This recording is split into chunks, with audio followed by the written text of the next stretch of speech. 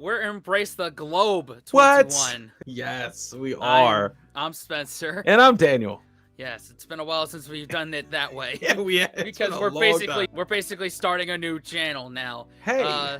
Where it's non-UK and non-Irish content now, and we're basically starting with Australia stuff. And this is the first video we've done specifically for ETG21. Yes, I'm excited, man. New beginnings, dude.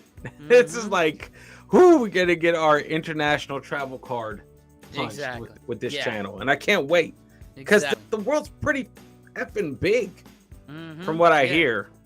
There's more countries than just our country, which we've learned that for the 3 years of British and Irish content on ETS 21. Yeah. And we're basically starting again with ETG 21, and we figure the best place to start is probably Geography Now. That's a good way to start. And with Australia, because, I mean, I guess the early Geography Nows were a lot shorter because YouTube was different back then, and, you know, they hadn't gotten their format down. But this guy, I don't know what his name is, but he does really well with his team. And I love this screen you left him on. Does him justice. It's just the beginning, man. You idiot. Man. We're the idiots, Spence. Yeah, we are the idiots, apparently. Just by being American, we're the idiots. Yep. Go figure. Go figure. Anyway, you ready to dive in? Yeah, let's do it, man. All right, 3, 2, 1. All right, everybody, let's just all get it off of our chests. Koalas and kangaroos, boomerangs, didgeridoos, Sydney, Melbourne, Uluru, crocodiles, cockatoos, everything that will kill you, shrimp on Barbies, that's not true, that Vegemite stuff that tastes like poo, coral reefs and platypuses, platypi, what's the plural of platypus? All right, now let's actually learn about the freaking country. It's time to learn geography now! Hey everybody, I'm your host Paul Barbato. Today's gonna be Australia. You know the drill, let's dissect the flag. The Australian flag has a blue field with a Union Jack on the upper hoist corner to represent that it was a former colony and a current Commonwealth of the United Kingdom, with a large star under it representing the Commonwealth, and the 5 stars on the right, the Alpha, Beta, Gamma, Delta, Epsilon, Crucis, to the right representing the Southern Cross constellation. Alright, that was fun. Now let's discuss about the borders. Wow, I didn't know that part about the flag, but there's more than just pretty decorations, those stars. Those stars. Cool. Cool, man. Well, yeah. So it's a Commonwealth of UK, just like Canada, I guess. But I could be stepping on toes there. Could be. I mean, maybe anything in the I think some of the tropical islands are as well. Yeah, we've learned that over on ETS 21. Yes. About that. So we did learn about it. It wasn't absorbed. You know. Somewhat, somehow. Somewhat. Yeah. Borders. Here we go. Now, obviously, as an island nation, or rather large one, but still an island, Australia doesn't have any borders with any other nations, but that doesn't mean that Australia doesn't have some rather intriguing parameters. The country divides itself up in a rather intriguing way. Like the US, Australia has states, not provinces. There is a difference. 6 of them, and each one kind of has their own little flair and quirks, like Tasmania, known for being crazy. Where things get a little interesting, though, are the territories. Australia has 3 domestic internal territories and 6 overseas territories. Technically 7 if you include the Australian Antarctic territory, even though the Antarctic Treaty kind of bans anybody from claiming Antarctic soil as their own, which we will find out in future episodes that a lot of countries do a wonderful job at ignoring. The 3 internal territories are Northern Territory, Capital Territory, which is basically just the capital city of Canberra and some extra space around it, and the confusing little tyke Jervis Bay Territory. Jervis Bay was bought and developed to give the inland capital Canberra access to the sea, and eventually Jervis Bay split from the capital. However, it's still counted as part of the capital in elections. It's a little confusing, even though it really doesn't have much going for it, except for a small navy base and beaches that it kind of took from other neighboring towns. The most dramatic border area, though, would have to be the middle of Australia. For years, this slab of land didn't exactly quite know how to distinguish itself and has gone through 4 transitions in the past century. First, it was all South Australia, which didn't quite make sense because parts of it touched the northern parts of Australia, so it split into 2, 1 state and 1 territory. Then for 4 years, it became South Australia and 2 territories, the new one being called Central Australian Territory. Then finally it changed its mind and went back to being Northern Territory. Central Australia is kind of... Okay, so is that Northern Territory where all the it's like the wild west where all the things that'll kill you will be. I feel like that's just Australia as a whole. Oh Like that's God. where I'm at. That's where I'm at. I just don't know. Like that's kind of crazy. 100 years, right? 100 years, and they're just like back and forth on a bunch of stuff. I think it's interesting. This is how this shit's like shaped. Like I Yeah. can't. That to me is crazy. Just we're here, we're not here. We're kind of here. We're agreeing. We're buying this piece of like land from ourselves to make sure we have water access. What? That's weird, yeah.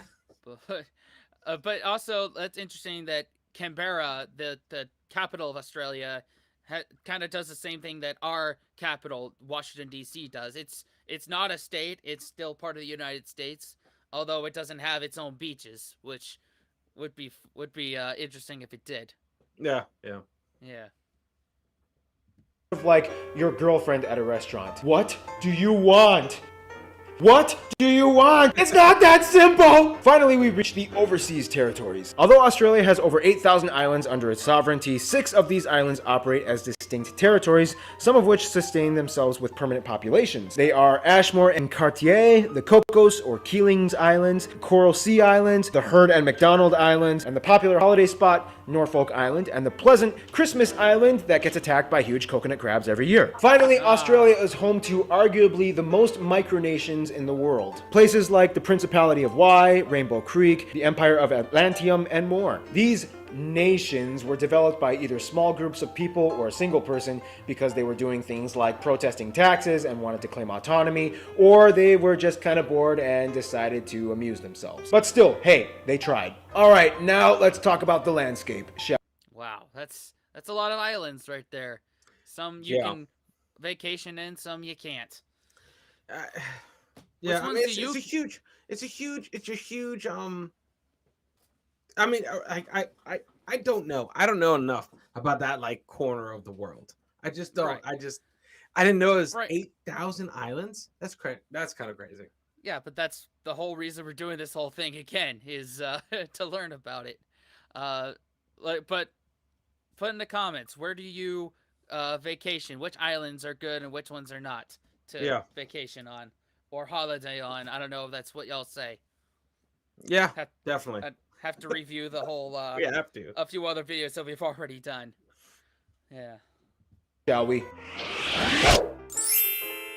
Okay, not all of Australia is a desert, okay? Only about 35%. Okay, so besides Antarctica, Australia is the driest continent on the planet, which explains why, yes, 85% of the population lives along the edges of the country within 50 kilometers of the coast. Nonetheless, a lot of places, specifically around the coasts, actually have very temperate and even tropical landscapes. By the north, you find tropical zones and wetlands and rainforests. By the far edges on the east and west, you can find subtropical zones with lighter forests and plains. A little bit inland, close to the interior, you find grasslands and flat stretches of semi-arid terrain. In the southeast by Sydney, you find temperate, cooler, arid land with semi-tropical, yet slightly dry areas with an abundance of trees and plants. Then, of course, you have Tasmania, which is on a completely different level of green. Then we reach the deep interior where we hit the great deserts like the Great Victoria and the Great Sandy Deserts. This area is famously known as the Outback. The Outback is essentially the area of Australia with long open stretches of red and orange desert that lays out beyond the horizon with few sparse populations of people that can be found anywhere. It has a dry, rocky, rugged terrain that everybody assumes is teeming with a variety of poisonous insects and reptiles, and, well, I mean, it kind of is, but still, there's more to it than just that. Oh, and don't forget Lake Hillier, that strange lake that is mysteriously naturally pink for some strange reason that baffles scientists. Now, if there's one thing that really epitomizes Australia, it would have to be its world-renowned beaches and coasts. People flock from all over the world just to enjoy the beautiful, pristine atmosphere of a real, authentic Australian beach. Just remember to put on your sunscreen, though. Australians actually kind of have a joke where they can tell who the ignorant tourists are. It's usually the ones who think they'll be totally fine sitting out in the sun for more than 20 minutes. Skin cancer rates are actually exceptionally high in Australia, and the population has acknowledged the precautions that they need to take. Now, we all know that Australia... Beaches? Sign me up. Oh, yeah. That's where most of the people live, is within 50 kilometers of a beach. Makes sense. That makes sense, right? It makes sense. You're a new like island nation. So yeah, beaches. It all starts on the beaches and then gradually you fill it in. Yeah, right? yeah. I guess so. But then again, like that with all the creepy crawlies around, would you want to fill it No, in? no, no, not at Yeah. all. You remember the emu war, Yeah, right? yeah. Yeah. A lot of those things running around. I don't know if you want to Hell move no. inland so just yet. I'm fine with just seafood and looking at the beach. I'm good Yeah, with that. yeah. And yes, okay, so that's the first tip when going over there. Every 15 minutes you want to be applying sunscreen or SPF 1000. yeah, or cover yourself up. The sweat is better than skin cancer. 100%. That's what I hear. Mm-hmm. Is home to some of the most unique and curiously distinct animal species in the world not found anywhere else. However, Australia is also known as the home of many feral species. Australia has over 50 invasive species that were brought over to the land from areas mostly in Europe, and over the course of nearly 1.5 centuries have bred and spread like wildfire all over the country. Animals like the European rabbit, red fox, water buffaloes, goats, pigs, even camels, and worst of all, the famous cane toad. They've all gone wild and have cost the Australian government billions of dollars in environmental damages and maintenance. Yeah, I don't really know how to transition into the demographics from this part, so here's demographics. So apparently emus aren't the only thing. There's a lot, and some of them are edible, some of them are not. I heard somewhere that feral cats, like household cats, are absolutely destroying wildlife as well. In Australia, or yeah, in Australia, yeah, because they're killing like nesting birds like by the dozens. Yeah, that's why you keep your cat inside. Yep. Be a responsible owner. 100%. If being a responsible cat owner even is a thing. I don't think it is. I don't think it is. I don't know. Mm-mm. I don't know. Mm-mm. I'm not a big cat guy, so. No. Mm-mm. Demographics. Let's go. Today, Australia has a population of about 23 million people. Now, to many outsiders, Australia is kind of known as the place where the British sent their prisoners. First of all, that's rude. Second of all, that's only like kind of half true. Yes, during the early years of Australia's colonization from the UK, droves of convicts were sent to penal colonies in Botany Bay, which is now in present-day Sydney. Over 165,000 convicts, about 25,000 of which were women, were sent over the course of 80 years. Although the British weren't the first ones to discover Australia, it was actually the Dutch. As they came, they named the land New Holland and the adjacent island next door New Zealand after the province of Zeeland in the Netherlands. However, as we'll soon discover, the Dutch were really good at discovering places, but kind of not so good at colonizing and maintaining those places for themselves. However, most of Australia's population came from natural colonization from British non-convict nationals. Some would argue that Australia was kind of like the UK's version of Operation Backup Plan in case of America goes crazy. After the American Revolution, the UK tried to compensate for lost colonies by re-establishing new ones, and Australia was hot on the list. About 85% of the population is European. Asians make up the next largest minority of about 12%, mostly coming from China and India and other Southeast Asian countries like Vietnam and the Philippines. And by the way, yes, Australia does have black people, not many, but before the Federation began, Africans, mostly from sub-Saharan countries like South Africa, Mauritius, Zimbabwe, and Sudan, have historically resided in Australia. It wasn't until the 60s when African assistance programs allowed many Africans to study and eventually move to Australia. Today, they make up about 1% of the population. One demographic of people that commonly gets overlooked, though, would have to be the native Australians, commonly known as the Aborigines, which make up about 3% of the population. Aborigines are a very unique and distinct people group that come from hundreds of different tribes, each with their own language and dialect, spread throughout the north, south, and central regions. Today, Aboriginal rights are a huge hot-button topic in Australian legislation, and about 22% of the land of northern Australia is Aboriginal owned. In 2013, Aboriginal groups actually banded together and decided to kind of make their own little state called the Murawari Republic, independent from Australia. The Australian government, though, doesn't really recognize this claim and just kind of brushes it off with a meh, as long as you don't cause a civil war attitude. Well, as you can see, a lot of people have come to live in Australia, but now let's see how Australia interacts with the rest of the world. Okay, that's interesting. The demographics, specifically the native Aborigines, as they're called, like comparisons to like the Native Americans here in our country. Like there are certain, I believe that there's nations that they claim, but the U.S. government doesn't recognize. So that's similar. And also the whole in case America does that thing, we'll go to Australia. That makes sense. Yeah, that makes sense.